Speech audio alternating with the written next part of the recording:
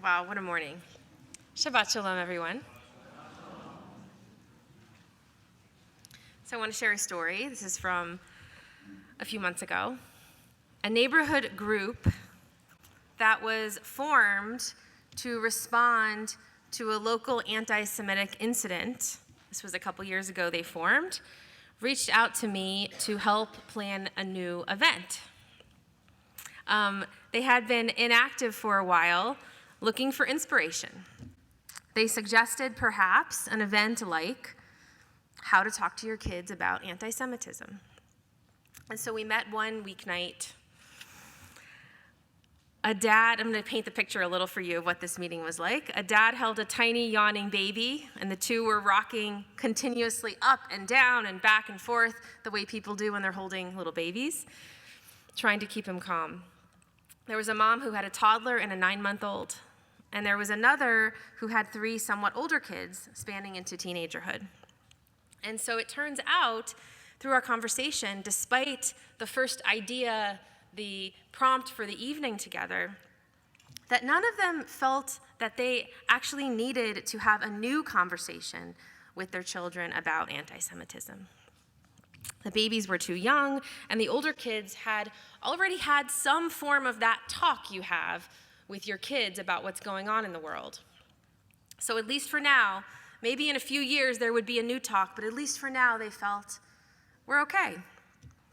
But this is the part I want to talk about today, that still they felt that we should be doing something. What can we do?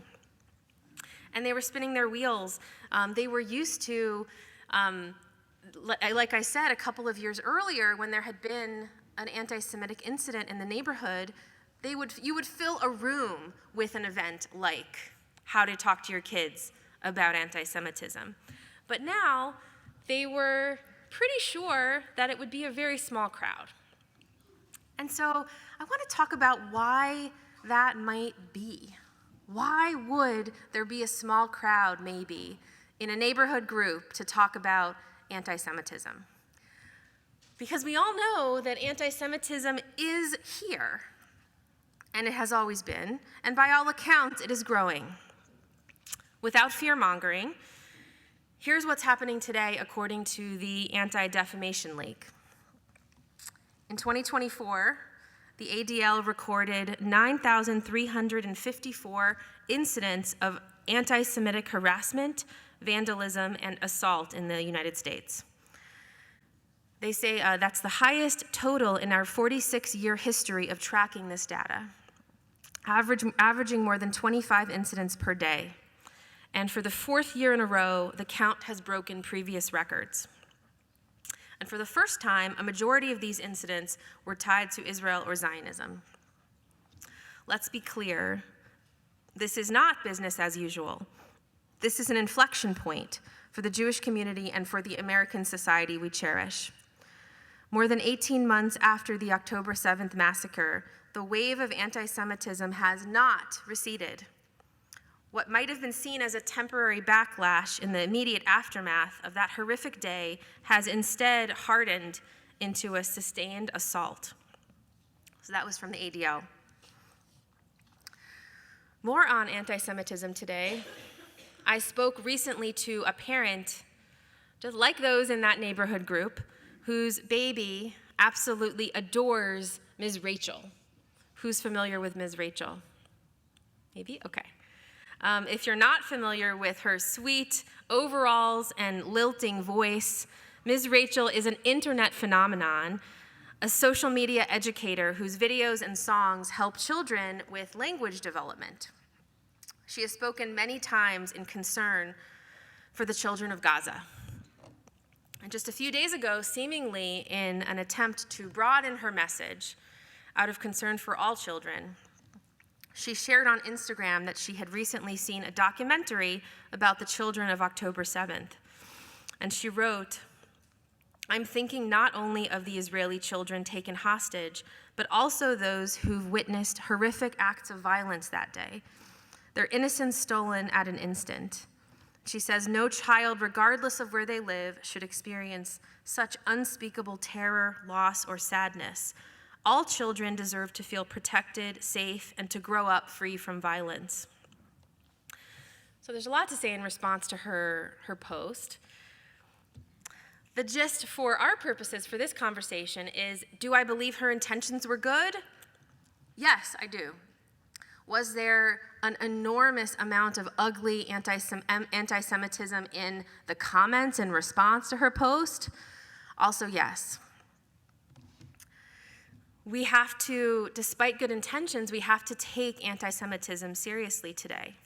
Our people's history calls on us to worry and to analyze and to keep track of hatred like the ADL statistics do in a way that most people's history does not require of them.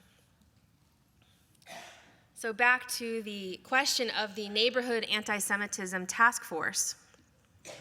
Despite the statistics from the ADL and despite Ms. Rachel's comments section, they seem to be experiencing something real and something that we have to pay attention to, which is maybe emergency fatigue, maybe for them, maybe not necessarily for all of us, but maybe for them, anti-Semitism is not top of mind. We all have limited bandwidth for crisis. We cannot be on red alert all the time. So that's one option. Another option is that it was the type of response that wasn't quite going to do it this time. So going back to that meeting, I'm remembering that yawning baby bouncing up and down, and I remember that they asked, Rabbi, we have planned rallies, we've written letters. We don't want to do that right now, but if we don't do that, it feels like we don't have a purpose. What else can we do, they asked. What else can we do to combat anti-Semitism in our neighborhood, in our community?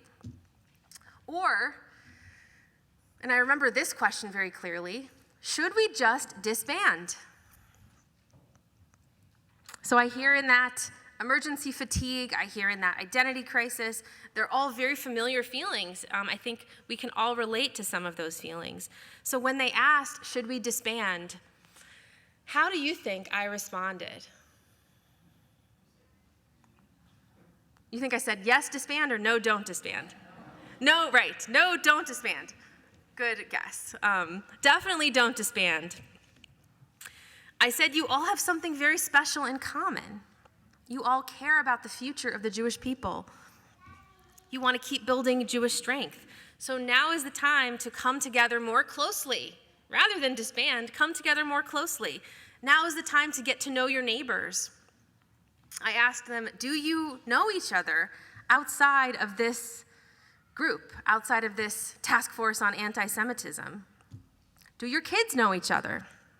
If you build these relationships now, in a time when maybe you don't have the appetite for rallies or letters for whatever reason, when the time is right, you'll have resources. When the time is right, when the next parent has to have the talk with the older child about anti-Semitism, the next stage of that, maybe if you know your Jewish neighbors, you'll be able to get some advice from the person down the street with the older kid. If you build those relationships now, you can compare notes about high schools and college campuses and maybe even weddings and grandkids one day. If today doesn't feel quite like the same emergency that you might have felt in past times, or if you simply feel burnt out on emergencies, get to know your neighbors. Learn how grounding and fortifying it can be to just be around other Jewish people. And this is my next suggestion. One is to really get to know your neighbors and invest in those relationships. And two, build your Jewish pride. So what does that mean?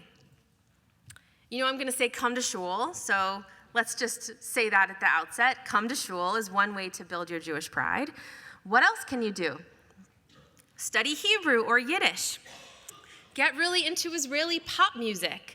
And if you haven't seen the Spotify playlist that our Shaliach, Yoel, has put together, he actually has put together a few of them, Really get into his music.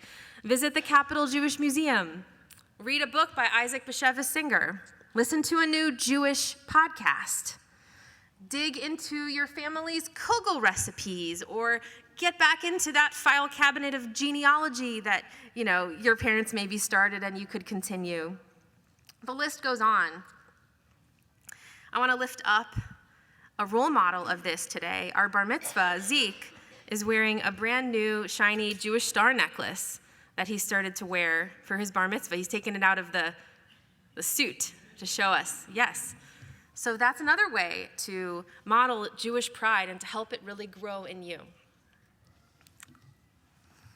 I want to bring in our Torah. We don't always feel this so obviously, but our Torah always has something to say for our questions of the day. The Israelites learned this very message of Jewish pride and of the need to build relationships and to build that love of Judaism within ourselves. They learn that in the Torah this week. God commands them, bring clear oil for lighting the sanctuary menorah, which is to burn every day from evening to morning, a law for all time throughout the ages. And in honor of this menorah, by the way, we still keep an eternal light, a ner tamid, in our sanctuaries today. So ours is, I don't know if you can all see the light, but right on top of the ark, that folded, beautiful piece of art has a light in it that is always lit. And if you look in other sanctuaries, our chapel also has one. Other sanctuaries, shuls, temples, across denominations, across the world, Jewish places of prayer have a ner tamid. So the ner tamid, because it is so ubiquitous in a way, might sound like an overused old metaphor.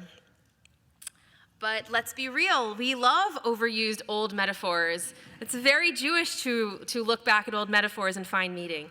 Why would we keep lighting a small ceremonial light over and over again, forever? As Jews, we need to invest in this light for the long term. We must keep our lamps burning all the time, whether we think we need that light today or tomorrow, or maybe we don't think we do, but we still need to invest in that light. We have to keep our lamps burning all the time. That's who we are as a people. So, if the anti-Semitism task force is seeking new energy, I say plan a Shabbat picnic in the park. Sometimes the most radical idea doesn't seem very radical at all. Telling this serious group of committed Jews to go play in the park maybe that's not what you would expect to hear from the rabbi. But keeping that ner tamid burning means say good Shabbos to your neighbors. Walk your dog over to an outdoor Kabbalat Shabbat service. Join our late night Tikkun Leil Shavuot to eat cheesecake and learn Torah together. Wear a kippah or even a brand new Magen David around your neck, or whatever makes your Jewish pride glow from the inside. There's a beautiful midrash that the Israelites in the Mishkan used to place the same amount of oil in the ner tamid as in all the other temple lamps. But that lamp always had enough light for all the others to light all the other lamps from start to finish.